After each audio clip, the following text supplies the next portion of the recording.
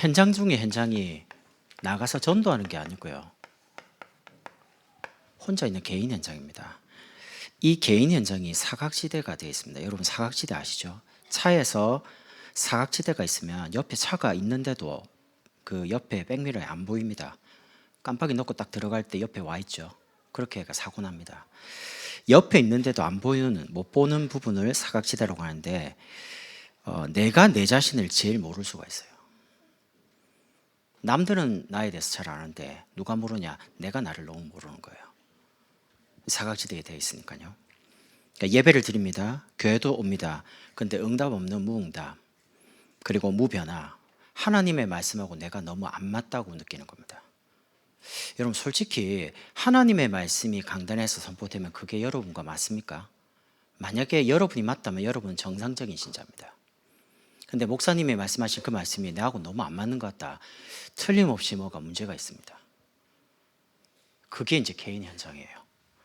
그래서 제일 첫 번째, 내 속에 사람의 말, 환경, 어떤 문제와도 흔들리지 않는 절대 망대를 세워야 됩니다. 뭘로요? 복음과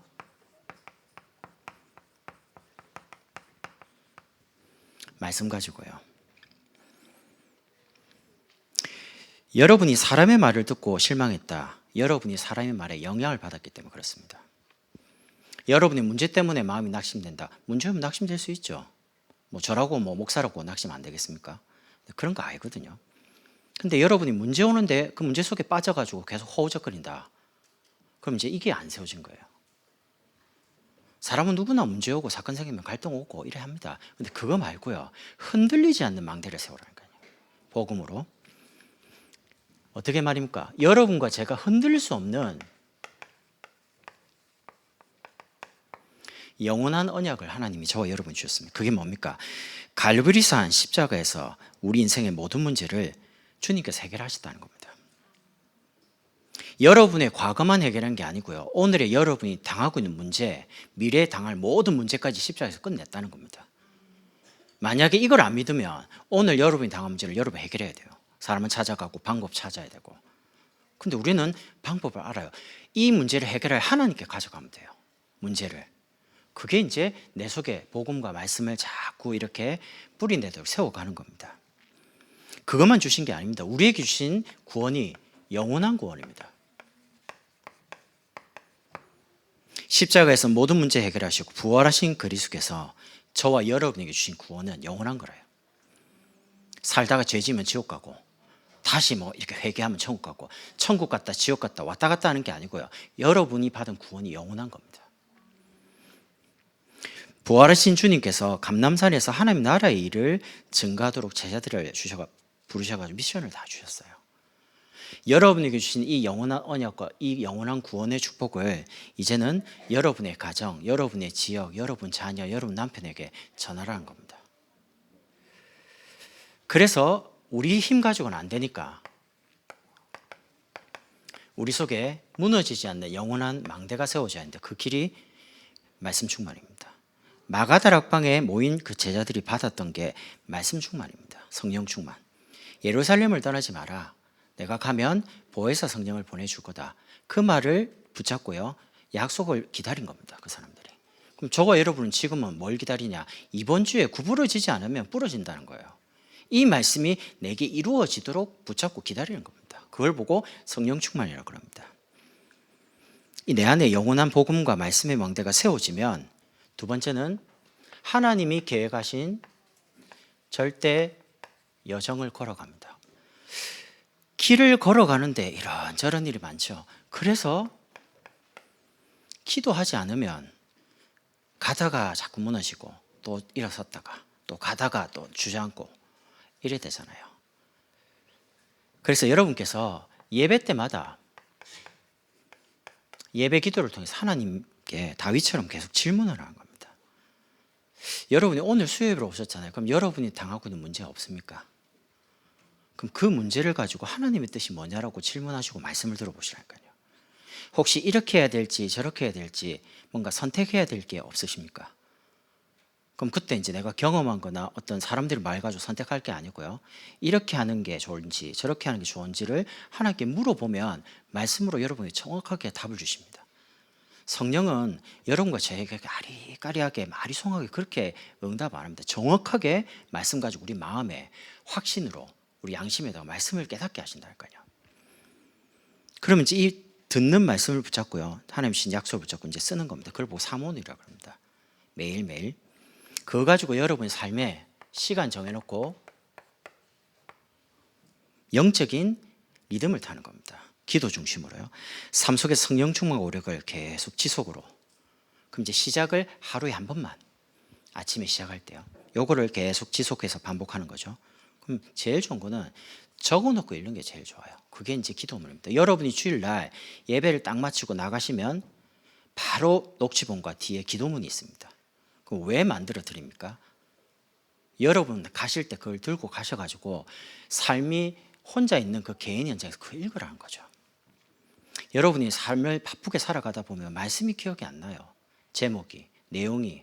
그때 말씀을 정리해 놓은 언약기도, 그리고 그리스도께 하신 이 어마어마한 권세를 사용하는 권세기도, 그리고 목사님과 교회를 위해 우리 가정을 위해서 하는 이 기도 제목을 놓고 읽는 겁니다. 성경에 어디 눈 감고 기도하라는 내용이 있습니까? 눈 두고 기도해도 되고요. 눈 감고 해도 됩니다. 왜냐하면 성령이 우리 안에 계시는데. 근데 저는 해보니까 눈을 감으니까요. 피곤하니까 막 잠와요. 졸리고. 그리고 자꾸 뭐 이상한 생각이 들어요. 눈 감지 마시고 정해놓은 그거를 가지고 딱 언약 놓고요. 읽는 겁니다. 이렇게 해가지고 중요한 사건이나 문제가 왔을 때는 24 완전히 기도 가지고 집중하는 겁니다. 하나님이 원하시는 게 뭐냐는 겁니다.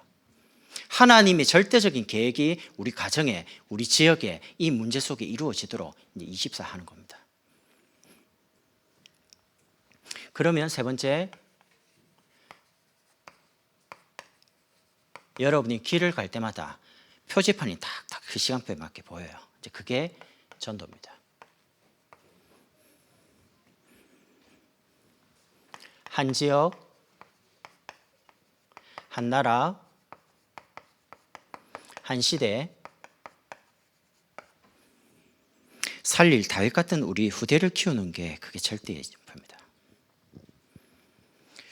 그래서 이제 말씀과 기도, 전도, 여러분이 항상 여러분의 삶에 말씀이 성취돼야 돼요.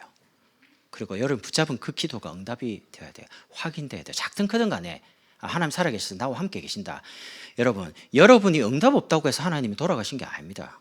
내가 체험을 못했을 뿐이지. 그러니까 중요한 거는 응답이 내게 크든 작든 매주마다 매일마다 체험이 돼야지 신앙이 자꾸 자라는 겁니다.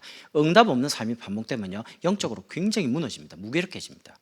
이렇게도 안 되고 저렇게도 안 되는데 그럼 하나님 믿어지겠습니까? 믿으려고는 하겠죠. 근데 안 믿어지는데요. 하나님이 살아계시다라고 인정은 하지만 안 믿어지는 거죠. 왜? 응답이 없으니까. 근데 응답을 조금씩 받으면요, 여러분이 하나님을 믿는다 안 믿는다가 믿어져요. 내가 믿으려고 하는 것과 믿어지는 것은 다른 겁니다. 그래서 여러분이 혼자 있는 그 시간에 여러분 자신부터 살린 겁니다. 사각지대 중에 사각지대, 나 자신. 두 번째는 혼자 있는데 나를 모르고 계속 무너지니까 지역이 무너지는 겁니다. 그 사각지대에 돼 있는 개인이 지역에 들어가니까 지역이 이제 재앙지대가 되는 겁니다. 오늘 7절에 보면 빌립사님께서 사마리아 성에 내려가니까 거기 귀신 들린 사람, 중풍병자, 못 걷는 사람, 심각한 재앙이 임한 거죠. 지역 자체가. 사마리아 아무도 안 갑니다. 왜? 유대인들은 자기만 선민이에요. 근데 사마리아 똑같은 유대인인데 유대인으로 취급을 안 해요. 아수르가 쳐들어와 가지고 남자는 모두 포로되가 해외 시장에 다 노예로 팔아먹고요. 외국 사람들을 다 사마리아 지역에 모으니까 여자 유대인들이 누구랑 결혼하겠습니까? 외국인들하고 결혼하죠. 그럼 혼혈된 거예요. 유대인들이, 정통 유대인들이 생각할 때는 저 사마리아는 우리 민족이 아니라 라고 생각하는 거죠. 그러니까 사마리아에 있는 사람도 하나님께 예배드리고 싶은데 여기서 드려야 됩니까? 저기서 드려야 됩니까? 이제 듣긴 들었어요. 저 예루살렘에서 예배드려야지 하나님 받는다는데, 이렇게 생각하는데 이제 그런 어떤 갈등이 오는 거죠. 거기 하나님의 백성이 있는 그곳으로 가야 되는데 안 가요. 예루살렘에 머물러 가지고. 그러니까 하나님이 강제로 흩는데 스데반의 순교를 통해서 이제 도망치게 만들어서 지역으로 가는 겁니다. 재앙지대 된 곳으로. 사마리아 지역처럼 영적으로, 육신적으로, 정신적으로 재앙지대가 된 곳이 여러분과 우리가 살고 있는 경기남부 지역입니다. 그리고 우리 직장, 우리 학교 현장입니다. 오늘 제자 빌립 집사님 한 분이 사마리아 성에 내려가서 그리스도를 증거하는데 8절에 큰 기쁨이 임했다고 나오잖아요. 이 빌립 집사님은 이런 분입니다. 생명의 근성을 가지고 있는 분입니다. 여러분, 생명의 근성을 가졌다는 말은 무슨 말입니까? 어떤 경우에도 끝까지 살리겠다라는 근성이 있는 사람. 스데반의 환란에서 도망을 갔는데 하필이면 많은 사람이 다른 데로 갔는데 왜 하필이면 빌립 사람은 사마리아로 도망을 갔을까요? 성경에 안 나와 있으니까 그건 모르겠어요. 그러나 사마리아로 가가지고 생명의 근성을 가지고 있는 이 빌립사님이 근성을 가지고 있으니까 끝까지 하겠다는 겁니다. 뭘요? 오늘 핍박으로 도망간 그 사마리아에서 빌립사님이 5절에 보면 그리스도를 전파하니, 여러분, 생명의 근성 가진 사람은 어떤 상황 속에서도, 어떤 문제 속에서도 하나님이 가장 원하시는 생명을 전하는 일에 자기의 모든 것을 맞춥니다. 이 빌립사님이 그런 제자예요. 6절에 보니까 빌립이 하는 말을 듣고 또 행하는 표적도 보고 반응이 옵니다. 한 마음으로. 여러분이 그리스도를 딱 증거할 때 그 그리스도를 듣는 그분이 마음이 거기에 집중이 되는 겁니다. 그럼 어떤 현상이 오냐? 개인이 치유되기 시작합니다. 그리고 재앙지대가 된 그곳이 바뀌기 시작합니다. 치유가 되니까 사람들이 기뻐하고 즐거워하고, 왜냐하면 자기 문제가 해결되기 시작하니까요. 생명의 근성 가진 빌립 집사님, 제자 한 사람을 통해서 어떤 문제, 어떤 환경에서도 재앙 현장을 복음 가지고 뒤집는 겁니다. 여러분의 가정, 여러분의 현장, 하나님이 그 재앙지대 된 그 현장을 하나님이 여러분을 통해서 살리기를 원하시는 겁니다. 여러분과 제가 아무리 부족해도요, 하나님은 괜찮습니다. 우리의 능력이 이 재앙지대에 필요한 게 아닙니다. 하나님의 능력이 필요하지. 여러분과 저하고 수준하고 아무 상관없어요. 정말 그리스도가 증거되면 그리스도 자체가 능력이기 때문에 역사를 하는 겁니다. 복음을 두나미스라고 합니다. 두나미스라는 뜻이 다이나마이트라는 뜻입니다. 다이나마이트 설치하면 자꾸 터지잖아요. 폭발. 복음을 개인이 받으면요, 개인이 폭발해요. 변화가 일어나요. 이 복음이 나라에 들어가면 그 나라가 폭발이 일어나요. 변화가 일어나요. 이 나라를 통해서 세계에 영향이 가요. 시대가 변화돼요. 그게 지금 이 말입니다. 복음은 생명이기 때문에 생명은 반드시 자랍니다. 자라는 게 특징이에요. 계속 번져요. 생명의 특징이. 그래서 생명의 근성을 가지고 있다는 겁니다. 두 번째는 이 제자 빌립은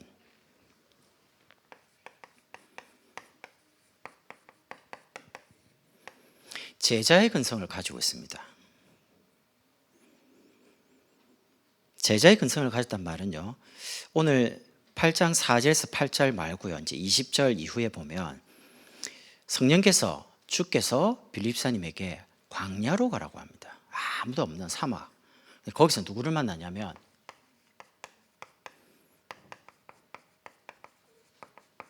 에디오피아 내시를 만납니다. 근데 그 만남이 딱 단 한 번입니다. 딱 한 번 만났다니까요. 그리고 처음이자 마지막 만남입니다. 두 번 다시 못 만납니다. 오늘 내용을 보면요. 그런데 그 만남을 영원한 만남으로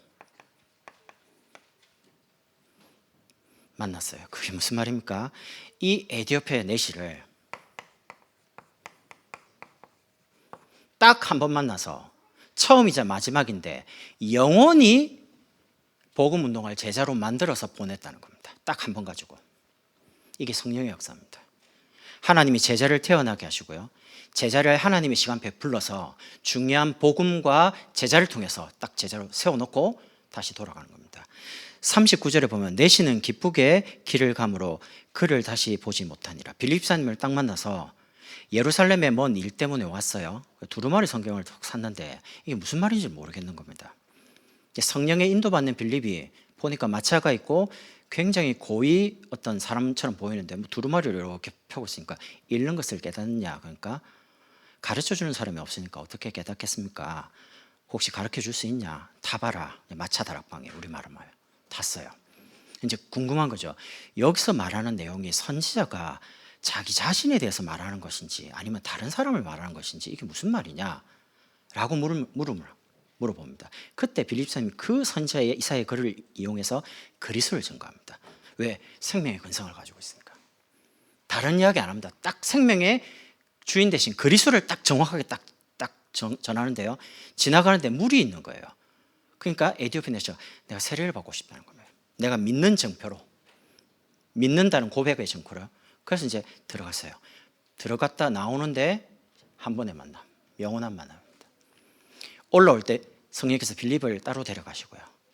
에디오피아 올라왔는데 안 보이는 거예요. 근데 안 보여도 너무 감사하고 기쁜 거예요. 아프리카를 가보니까 아프리카 현장에 나라가 많이 있잖아요. 모슬렘화 된 곳이 많습니다. 근데 유일하게 지금까지 에티오피아라는 나라는요, 기독교율이 굉장히 다른 아프리카보다 높습니다. 그 이유는 에티오피아 한 사람이 자기 나라로 돌아갔는데 이 사람이 그냥 하층민이 아니라고요. 간다에게 국고를 맡은 엘리트란 말이죠. 그럼 이분이 가서 뭐 했겠습니까? 후대를 키웠겠죠. 자기 주변에 있는 엘리트들, 전문인들 이런 사람들에게 복음 가지고 영향을 줬겠죠. 제자로 사는 겁니다. 그러니까 제자는 근성이 있어야 돼요. 어떤 상황 속에서 생명의 복음 가지고 제자를 남겨야 된다는 나름대로의 사명이 있는 겁니다. 이게 영적인 서밋입니다. 저와 여러분은 이 시대의 문제를 어떻게 해결하냐? 전도운동 가지고 해결하는 겁니다. 이 시대에 복음 말고는 다른 답이 없어요. 정치, 경제, 사회, 문화, 복지 아닙니다. 그거 갖고 해결 못해요. 영적 문제는 복지 가지고 해결 못해요. 복지를 아무리 잘해도 영적 문제를 가지고는 그 개인의 변화 없으면 복지는 그 사람을 망쳐요. 더 잘해주면 잘할수록. 그래서 오늘 사마리아 지역을 보시면서 전도와 선교에 새로운 전환점을 만드신 겁니다. 누가요? 성령께서요. 재앙지대에 있는 그 사마리아를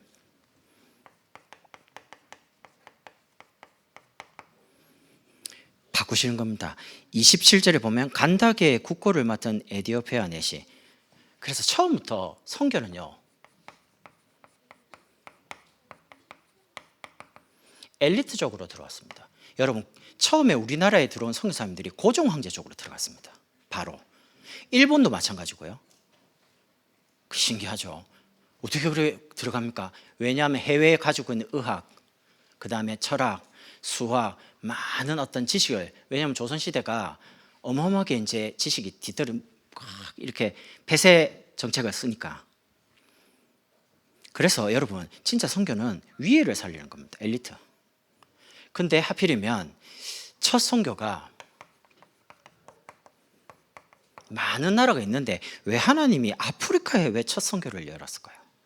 에티오피아 흑인이거든요. 선교가 많이 있잖아요. 왜 하필이면 아프리카 쪽에 먼저 선교를 열었냐는 겁니다. 하나님 중요한 계획이죠. 그러면 우리가 생각할 때 동남아시아 사람들, 흑인들 그렇게 무시할 게 아니에요. 전 세계가 지금 다민족화되어 있잖아요. 아직은 우리나라 사람들이 다민족을 받아들일 만한 마음의 준비가 안 된 것 같아요.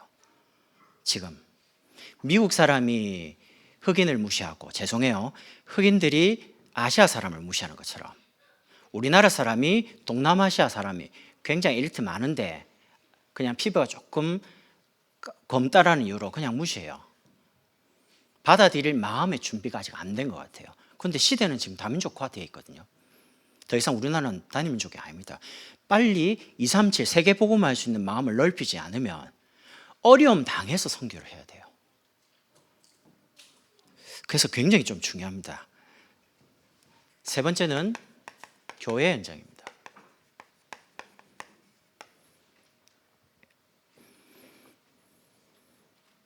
제가 월요일날 캠프 때 자세한 내용을 말씀을 드렸고요. 전반적인 부분은 지역을 놓고는 어떻게 하시냐, 빨립니다. 전체를 놓고 이렇게 시작하는 겁니다. 분석을 하는 겁니다. 지역의 성도 분포를 분석하는 겁니다. 왜 지역의 성도들을 분석하냐? 그 지역에 성도들이 있는 곳을 보면 앞으로 지역 지교를 어디다 열 건지를 조금 생각을 하는 거죠. 그리고 그 성도가 가지고 있는 직업, 직장 이런 걸 분석하는 거예요. 왜냐하면 앞으로 산업인 지교를 어디다 열 건지를 생각하는 겁니다. 그리고 그분이 가지고 있는 기능, 전문, 이건 전문인 다락방을 지교를 어디다 열 건지를 조금 생각하려고요. 그리고 그분의 나이에 맞게 1대1로 개인 양육을 뻗어가야 되니까 개인 양육 어디에 누구에게 붙일 거냐 이런 거를 생각하려고 하는 겁니다. 분석. 그리고 그 한 개인의 예배 생활, 주일 1부, 2부, 3부, 4부, 수요, 금요 예배를 어느 정도 참여를 하고 있는지, 이분이 삶이 예배 중심인지 아니면 일 중심인지 대충 보면 알잖아요. 그리고 교회 훈련, 집중학교다, 집중훈련이다, 집중캠프다 어느 정도 참여를 하시는지, 그럼 이분이 삶의 중심을 전도 중심으로 계속 움직여 가는지 이런 것도 대충 알 수 있습니다. 그리고 생활 수준, 다른 것보다 경제, 이분이 빚이 많은 건지 아니면 이분이 어느 정도 여유를 가지고 있는지. 왜냐하면 여러분이 여유가 좀 있으면 우리가 살아가면서 일상적인 부분에 많은 부분을 해결할 수 있습니다. 근데 수입은 어느 정도 많은데 뒤로 나가는 빚이 너무 많으면 사람이 이제 허덕허덕하잖아요. 마음이 너무 힘들죠. 많이 들어와도 뒤로 많이 새니까. 이런 것들을 가지고 개인과 지역을 조금 분석하는 겁니다. 두 번째는 진행을 할 때는 한 사람부터요. 1대1로 여러분이 만나는 그 한 사람을 바르게 양육하는 겁니다. 양육하면서 사문을 도와주고요. 기도문 적어서 기도문 읽도록 만들어서 혼자 있는 시간에 사각지대에 있는 개인 현장을 스스로를 복음 말씀 가지고 살아날 수 있도록 개인화시키는 거죠. 그리고 자기가 있는 지역이다, 직장이다, 학교다, 그 현장에서 개인이 스스로가 설 수 있도록 확립하는 겁니다. 그리고 이분이 이제 교회 속으로 들어오죠. 왔을 때 구역으로 연합되고 지교회로 연결될 수 있도록 교회화시키는 겁니다. 한마디로 개인화, 현장화, 교회화. 그 사람 보고 제자라고 합니다. 그렇게 그 한 사람을 제자로 만드는 부분을 계속. 그러면 끝, 마무리죠. 끝은 여러분이 갔으면 그 다음에 안 가도 될 만큼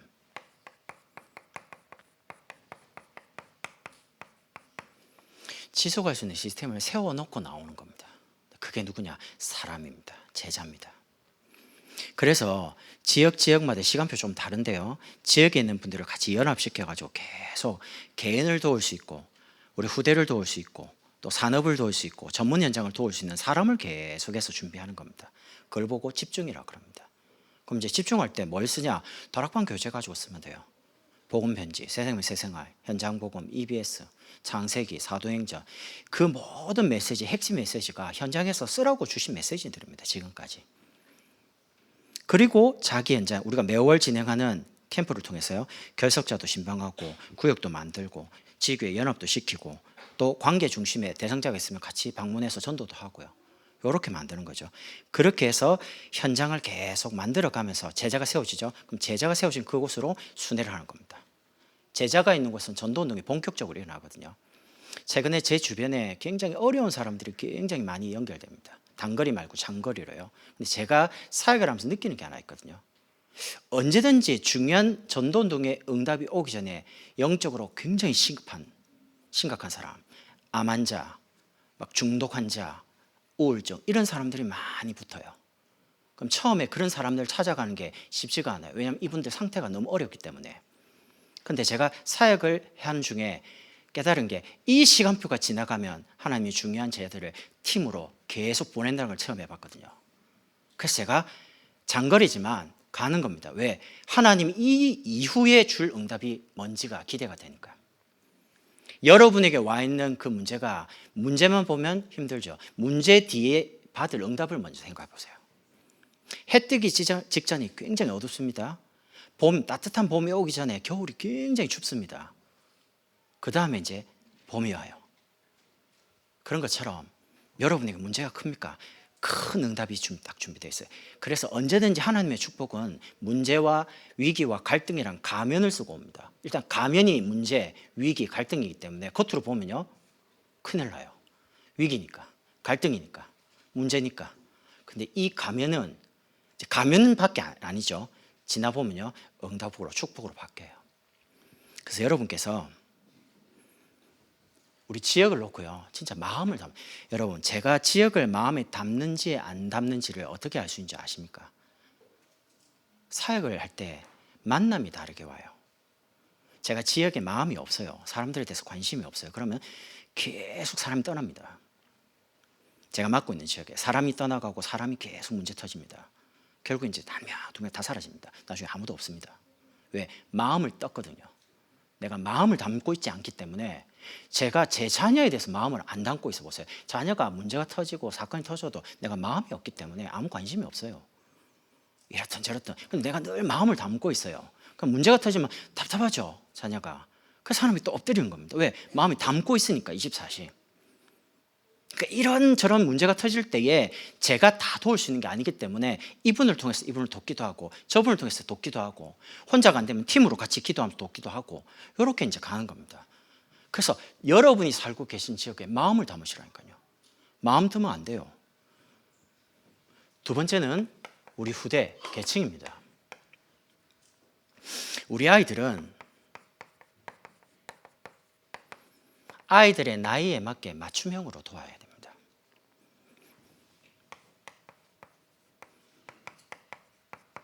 태유치는 아이들의 나이별로요. 태아, 영아, 유아, 유치, 지교를 계속 만드세요.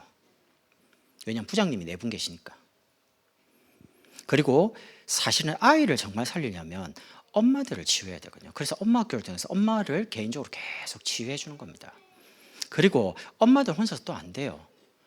집에, 지역에 보면 독박 육아하는 사람 많죠. 남편이 절대 안 도와주죠. 아이, 가사, 그냥 그거는 여자가 할 일이야. 말도 안 되고 안 통하죠. 그래서 아빠들을 깨워야 되거든요. 그래서 아빠 학교를 만들어가지고 아빠들이 영적인 가정의 제사장인 거를 알도록 해서 아빠 역할을 할 수 있도록 계속 교육을 해줘야 됩니다. 당신 왜 나한테 안 도와줘? 이러면 가장 젊은 나이에 한창 막 승진해야 되고 막 이런 부분에 자기가 지금 밀리느냐 올라가느냐 이제 이런 예민한 시기에 부부간에 이제 싸움이 잦아져요. 그러다 보면 막 서로 서운한 게 또 이게 이제 막 시간이 가버리면 이혼하자 이래 되는 거죠. 그게 서로에 대해서 준비가 지금 안 되는 상태로 아이가 태어났기 때문에 저도요. 사실은 아이를 낳고 지나 보니까 이게 그게 아니구나라는 거예요. 그러니까 아이가 자라가면서 제가 이제 아빠로서 자라가는 거예요. 다른 분의 이야기도 듣기도 하고 책을 보기도 하고 아빠가 이런 게 아니구나. 처음에는 솔직히 아내 하나도 안 도왔어요. 솔직히 설거지, 빨래 도와줄 시간도 없었고요. 솔직히 일주일에 다락방 30몇 군데 뛰고 새벽기도 차량 운행, 수요, 금요, 어떨 때 하면 설교, 3주차 설교, 수목금 학교. 저는 논문을요 학교 다니면서 썼어요. 편안하게 앉아서 쓴 적이 없어요. 왜냐하면 현장을 뛰고 있기 때문에 일주일 내도록 미션홈하죠. 지교회 움직이죠. 개인 양육하죠. 그러니까 솔직히 아내 도와주고 싶은 마음이 있는데도 몸이 이제 안 따라주는 거예요. 거기다가 일주일에 한 2일, 3일은 목사님이 국내로 캠프를 다니시죠. 그럼 따라가죠. 월화수 이렇게. 수요일 날 오후에 오죠. 그러니까 결혼하고 솔직히 신혼 때 집에 일주일에 3일을 밖에 있었어요. 그럼 이제 그때 아내한테 저녁에 전화해 보면 불 켜고 그냥 무서우니까 잠 안 자는 거예요. TV도 켜놓고. 왜? 남편이 없으니까. 오산에 왔는데 아는 사람이 아무도 없어요. 이런 상황이죠. 그러니까 이제 시간 지나 보니까 그때 참 이렇게 해줬어야 되는데 이런 것들이 후회가 되니까 이제 지금 잘하려 하는 거죠. 시간 남으면 이제 설거지하고. 근데 아내가 이제 너무 당연한 듯이 갑니다. 설거지 하세요. 그럼 예 하고 설거지하고. 아침에도 하고 저녁에도 하고 낮에도 잠깐 돌아서 또 해하고. 왜냐하면 해줘야 돼요. 그리고 빨래 아침 해야죠. 저녁에 해야죠. 낮에 애들 계속. 하루에 수건만 20몇 개가. 이한빈 우리 첫째가 개드마 너무 많이 나오는 거죠. 그러니까 하나 가지고 하루 종일 있더라고요. 야야 냄새 났대. 그냥 빨아. 그러니까 이제 하나 갖고 살짝 닦아놓고 이쪽 닦고 말려놓고 이제 이쪽 닦고 이러더라고요. 그래 하지 말라고. 냄새 난다고. 왜냐하면 빨아보니까 이게 숫자가 너무 많거든요. 그러니까 동생 보고 야 아껴 쓰라면서. 어떻게 샤워하는데 어떻게 아껴요? 반만 닦습니까? 그럴 수는 없거든요. 그러니까 사실 그런 것들을 아빠들이 아빠 역할을 할 수도 교육을 해줘야 돼요. 메시지도 받고 이럴 수 있도록요. 그리고 부부가 뭔지 부모가 뭔지 이런 것들을 필요에 따라 계속 만들면서 교육을 해줘야 돼요. 태유치가 참 중요하죠. 유소년 같은 경우에는 금토일을 활용해 가지고 저학년이 1, 2, 3학년, 고학년이 4학년부터 6학년 집중을 계속 만들어야 됩니다. 아이들 쉬는 시간을 주면 안 돼요. 쉬는 시간을 주면 자꾸 놀러 가는다니까요. 놀러 가기 시작하면 영적으로 멀어집니다. 그 시간을 뺏어서 말씀 속으로, 기도 속으로, 전도 속으로 자꾸 들어가도록요 적용을 시켜줘야 됩니다. 사모들 했냐? 다 합니다, 아이들. 근데 이거 왜 하는지를 모릅니다. 그리고 내가 가지고 있는 고민하고 말씀하고는 그냥 동떨어지게 생활합니다. 근데 내가 겪고 있는 문제를 주일날 들었던 계층의 목사님이나 유치원 목사님 메시지를 듣도록요. 저희 같은 경우에는 아침에 아이들을 아내하고 제가요 유치원 목사님 9시 예배, 2부 예배 있잖아요. 반드시 듣고 학교에 가도록 만듭니다. 왜냐하면 아이들이 유소년 중고들이 자기 계층의 예배를 드리고 11시 예배에 참여하거든요. 그러니까 2부 예배를 못 듣잖아요. 안 들어버리면 못 들어요. 3부 설교 이런 내용 가로치는 내용도 없고 설명이 짧아요. 설교가. 그러면 짧은 거를 듣고 싶어 하죠. 사모를 하려면. 짧으니까 20몇 분짜리를 또 3개 쪼개면 엄청 짧거든요. 근데 일부러 2부를 듣게 합니다. 그 설명을 잘 들어보라고요. 그럼 들어보고 거기서 오늘의 말씀, 기도 제목, 오늘 친구들 놓고 학교 가도록 만드는 겁니다. 왜냐하면 그렇게라도 해야지만 아이들이 메시지를 기억하거든요. 그리고 교사분들이 금토일을 활용해서 교사들이 어떤 역할을 해야 될지를 자꾸 뭔가 교육을 해줘야 돼요. 아이들의 영적인 상태, 삶의 상태 이런 것들을 교사분들에게 계속 소통을 하면서요. 현장에 지휘교회를 다니고 있잖아요. 그러면 혹시 교사분들에게 시간을 맞춰서 그 현장에 같이 갈 수 있는지. 예전에 우리 계층 그 다락방은요. 토요일 날 다 했어요. 그러니까 토요일 날 아이들 찾아가서 교사들로 같이 들어가서 같이 다락방도 하고 이랬단 말이죠. 그럼 이제 평일 날 다니거든요. 그럼 교사분들은 직장이 있으면 못 가잖아요. 그런 분들은 조금 배려해서 토요일을 옮겨놓고 교사와 함께 토요일날 들어가서 아이를 케어할 수 있도록 자기 반을 이렇게 해가지고 교사들이 뭔가 사역적인 부분에 아이를 진짜 영적인 상태, 삶의 상태를 보면서 기도해 줄 수 있도록 만들어가는 겁니다. 그리고 국부장님께서는 교사 개인들을 관리할 수 있도록 주일날 아이들을 깨워가지고 차량이 필요하면 같이 운행도 하고요. 교사 혼자 돌아다니면 안 돼, 지쳐요. 같이 이렇게 분담을 해가지고 뭐 첫째 주 누구, 둘째 주 누구, 셋째 주 이렇게 분담을 해서 서로 이렇게 사회도 보고 기도하고 이렇게 이제 돌아가면서 역할을 할 수 있도록요.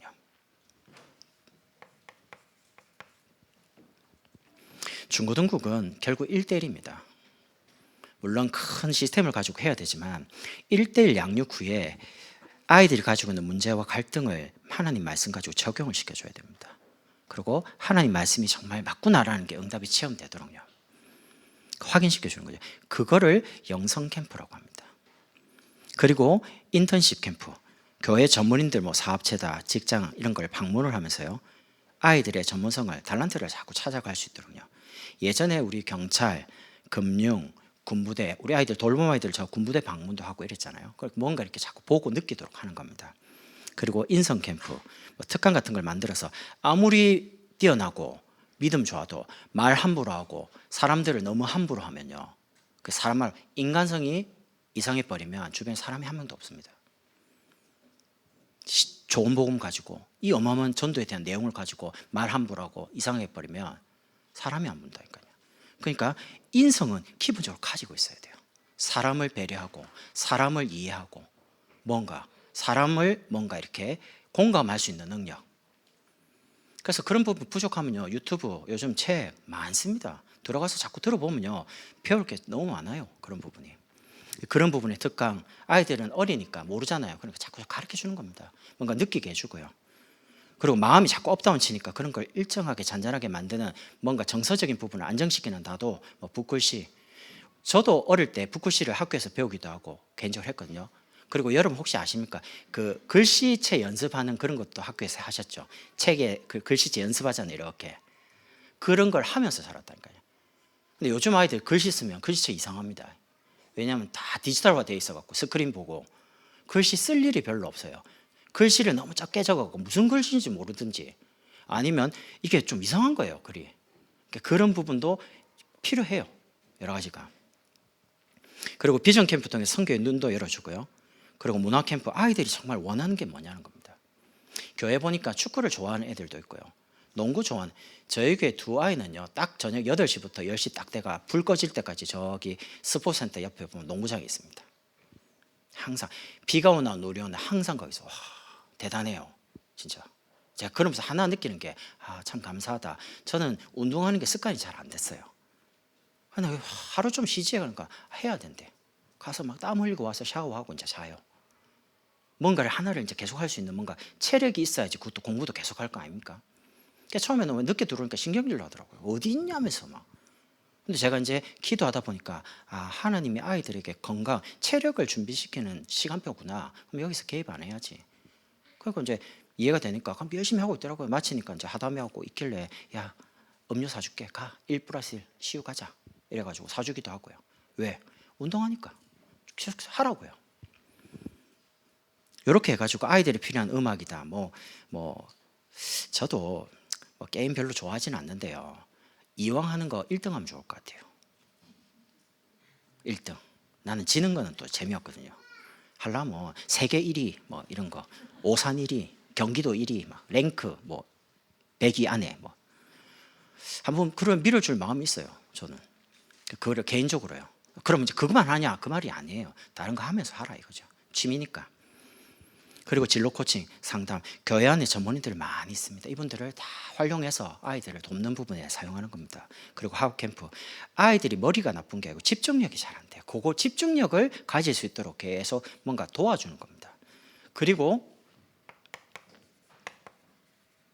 대청입니다. 지역하고 똑같은 개념입니다. 대학생들은 개청의 교사로 찬양대로 찬양팀으로 좀 헌신을 한다면 청년 같은 경우는 경제를 벌잖아요. 그 경제 가지고 대학생들이 훈련도 참여하고 경제가 어려운 아이들이 있으니까 뒤에서 이제 밀어주는 겁니다. 그래서 다양한 집중을 만드는 겁니다. 로컬에 국부장 계시고 임원 계시고 이러니까 이런 분들을 모아서 로컬에 있는 우리 대학 청년을 어떻게 이제 섬길 거냐, 그런 역할에 대한 부분도 교육도 하고요.